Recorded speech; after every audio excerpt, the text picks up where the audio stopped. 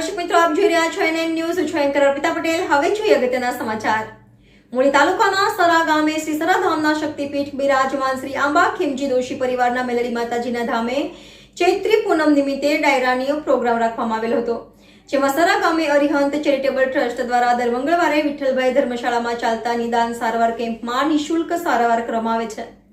તે હેતુમાં દર વર્ષે ચૈત્રી પૂનમ નિમિત્તે ડાયરાનું આયોજન કરવામાં આવે છે. ત્યારે આ ડાયરામાં જે મણઘોરની રકમ આવે તે દર મંગળવારે ચાલતા નિદાન કેમ્પમાં વાપરવામાં આવે છે અને આ તકે ભુવાશ્રી ચંદ્રકાંતભાઈ દોશી, ભુવાશ્રી બિપિનભાઈ દોશી દ્વારા આયોજન કરવામાં આવે છે અને ડાયરામાં ઉપસ્થિત કલાકારો જયક ભોજક, અનિલ વકાણી અને નાયક પરિવાર સાથે મિત્રોએ રમઝટ બોલાવી હતી, જેમાં સરા ગ્રામ પંચાયતના સરપંચ શ્રી પ્રવીણભાઈ એમ મકવાણાનું શાલ ઉડાડી સન્માન કરવામાં આવ્યું હતું, જેમાં મોટી સંખ્યામાં ભાવિ ભક્તો ઉપસ્થિત રહ્યા હતા.